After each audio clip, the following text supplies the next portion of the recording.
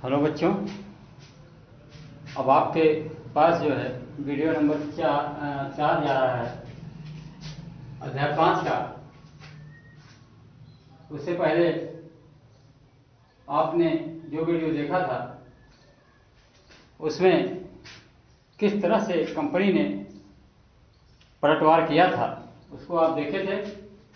अब आप देखें विद्रोह के बाद के साथ, विद्रोह जब समाप्त हो गया तो उसके बाद का समय कैसे बीता, उसमें कौन कौन सी घटनाएं हुई और क्या क्या हुआ, उसी के विषय में आपको पढ़ाया जाएगा। आज आप देखें, आप विद्रोह के बाद के साल, विद्रोह के बाद के साल तो अंग्रेजों ने 1859 के आखिर तक देश पर दोबारा नियंत्रण पा लिया था। 59 में विद्रोह हुआ, 59 में विद्रोह हुआ और 58 में और 59 में फिर से दोबारा उन्होंने कब्जा कर लिया। अंग्रेजों ने दोबारा कब्जा कर लिया और हुआ क्या, लेकिन अब वे पहले वाली नीतियों के सहारे शासन नहीं चला सकते थे। अंग्रेजों ने जो अहम बदलाव किए वे निम्नलिखित हैं। उनको डर था कि अगर हम मनमाना ज्यादा अपने मन से कानून नियम बना करके शासन चलाएंगे तो जनता इसी तरह से विद्रोह करेगी और हमारा शासन चल नहीं पाएगा। तो उन्होंने बदलाव किए। कौन कौन से बदलाव किए तो देखें। पहला बदलाव उन्होंने किया,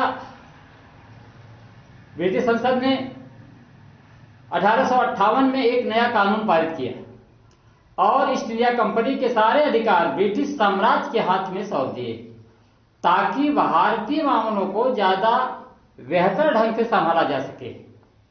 अरे भाई, ब्रिटिश मंत्रिमंडल के एक सदस्य को भारत मंत्री के रूप में नियुक्त किया गया। उसे भारत के शासन से संबंधित मामलों को संभालने की जिम्मेदारी दी गई। उसे सलाह देने के लिए एक परिषद का गठन किया गया जिसे इंडिया काउंसिल कहा जाता था। भारत के गवर्नर जनरल को वायसराय का ओहदा दिया गया। इस प्रकार उसे इंग्लैंड के राजा रानी का निजी प्रतिनिधि घोषित कर दिया गया। फलस्वरूप अंग्रेज सरकार ने भारत के शासन की जिम्मेदारी सीधे अपने हाथों में ले ली। तो ये बदलाव जो है किया अंग्रेजों ने, पहला बदलाव। दूसरा बदलाव जो उन्होंने किया, देश के सभी शासकों को भरोसा दिया गया कि भविष्य में कभी भी उनके भू क्षेत्र पर कब्जा नहीं किया जाएगा। उन्हें अपनी रियासत अपने वंशजों यहां तक कि दत्तक पुत्रों को सौंपने की छूट दे दी गई, लेकिन उन्हें इस बात के लिए प्रेरित किया गया कि वे ब्रिटेन की रानी को अपना आधिपत्य स्वीकार करें। इस तरह से भारतीय शासकों को ब्रिटिश साम्राज्य के अधीन शासन चलाने की छूट दे दी गई। दूसरा बदलाव उन्होंने किया। हालांकि नरमी बदलाव में जो बातें आई है उसमें नरम तो हुए हैं, लेकिन उसमें कुछ न कुछ छिपा जरूर है। देखा तीसरा बदलाव क्या किया है इन्होंने। सेना में भारतीय सिपाहियों का अनुपात कम करने और यूरोपीय सिपाहियों की संख्या बढ़ाने का फैसला लिया गया।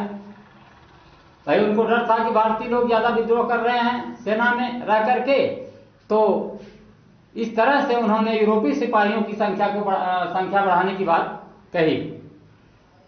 यह भी तय किया गया कि अवध, बिहार, मध्य भारत और दक्षिण भारत से सिपाहियों को भर्ती करने की बजाय अब गोरखा, सिखों और पठानों में से ज्यादा सिपाही भर्ती किए जाएंगे। और ये रहा तीसरा बदलाव। चौथा बदलाव, मुसलमानों की जमीन और संपत्ति बड़े पैमाने पर जब्त की गई। उन्हें संदेह व शत्रुता के भाव से देखा जाने लगा। अंग्रेजों को लगता था कि यह विद्रोह उन्होंने ही खड़ा किया था, क्योंकि बहादुर शाह जफर को नेता बनाया गया था।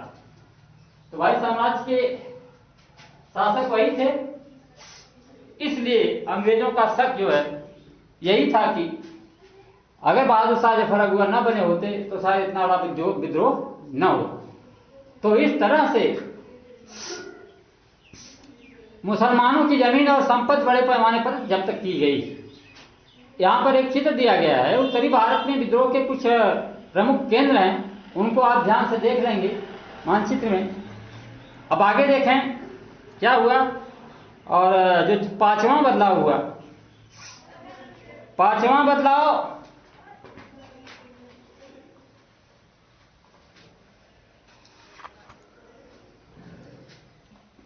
बदलाव ये हुआ कि अंग्रेजों ने फैसला किया कि वे भारत के लोगों के धर्म और सामाजिक रीति रिवाजों का सम्मान करेंगे, उसके साथ कोई छेड़छाड़ नहीं करेंगे। और छठवां बदलाव हुआ,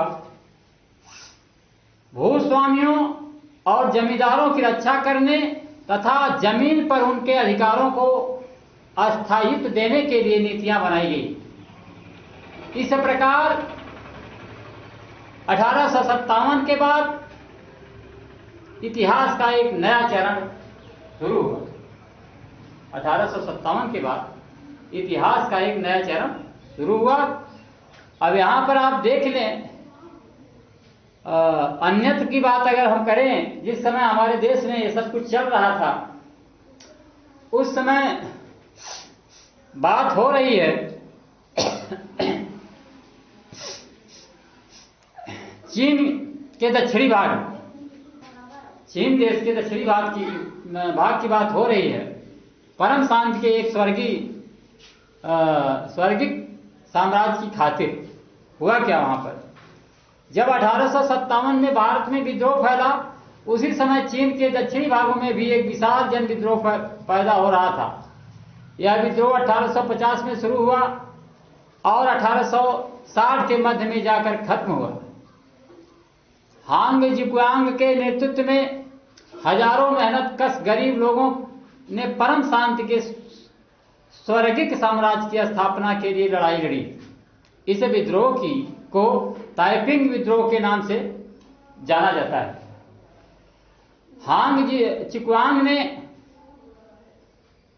धर्मांतरण करके ईसाई धर्म अपना लिया था और वह कन्फ्यूशियस वाद और बौद्ध आर्य परंपरागत चीनी धर्मों के खिलाफ थे। ताइपिंग के विद्रोही एक ऐसे साम्राज्य की स्थापना करना चाहते थे जहां ईसाई धर्म को माना जाएगा, जहां किसी के पास निजी संपत्ति नहीं होगी, जहां सामाजिक वर्गों और स्त्री पुरुष के बीच कोई भेदभाव नहीं होगा, जहां अफीम, तंबाकू, शराब के सेवन तथा जुए, वेश्यावृत्ति और गुलामी पर पाबंदी होगी। चीन में तैनात अंग्रेज फ्रांसीसी सेनाओं ने ताइपिंग विद्रोह को दबाने के लिए किंग साम्राज्य के बादशाह को काफी मदद दी थी। तो इस तरह से आपका ये पाठ यानी अध्याय 5, जब जनता बगावत करती है, 1857 और उसके बाद की बात, और विद्रोह के बाद क्या हुआ उसकी कहानी आप सुने हैं। विद्रोह समाप्त होने के बाद अंग्रेजों ने कौन कौन से बदलाव किए और बदलाव उन्होंने किस लिए किया, इन सारी बातों को आप इसमें देखे हैं। अब इस पाठ को हमको दिखाना है, वो आपका अगले वीडियो में दिखाएंगे। तो आप जो है तब तक के लिए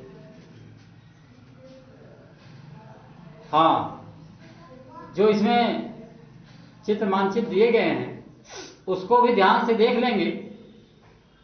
मानचित्र से आपको ज़्यादा हेल्प मिलता है सारी चीज़ों को जानने के लिए।